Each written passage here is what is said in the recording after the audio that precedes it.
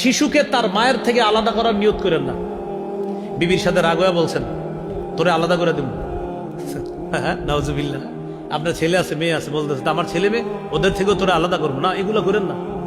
তিরমিজির হাদিস 1566 নম্বর হাদিস, রাসূলুল্লাহ সাল্লাল্লাহু আলাইহি সাল্লাম বলেন, মান ফাররাকা বাইনা ওয়ালিদাতিন ওয়া ওয়ালাদিহা, কেউ যদি মা আর তার শিশুর মাঝে পার্থক্য করে দেয়, ফাররাকাল্লাহু বাইনাহু ওয়া বাইনা আহিব্বাতিহি ইয়াউমাল কিয়ামাহ, কিয়ামতের ময়দানে ওই ব্যক্তি আর তার প্রিয়জনদের মাঝে আল্লাহ পার্থক্য করে দিবে, আল্লাহ পৃথক করে দিবে।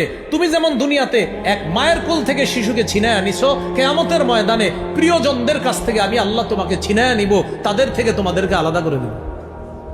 তোমাদের কেউ যেন কোনো ব্যক্তি আর তার সন্তানের মাঝে না বসে, কারণ হঠাৎ যদি কোনো ব্যক্তির সন্তানকে তার থেকে আলাদা করে দাও, ওই শিশুর মাঝে যদি তুমি বসে যাও, ভয় পাবে আমার বাবা কোথায়, আমার অভিভাবক কোথায়, তোমারে হঠাৎ দেখলে ভয় পাবে। তাই নবী বললেন, শিশু আর তার অভিভাবকের মাঝে ফাঁকা জায়গা করে তুমি বসবা না, শিশুকে শিশুর জায়গায় থাকতে দাও।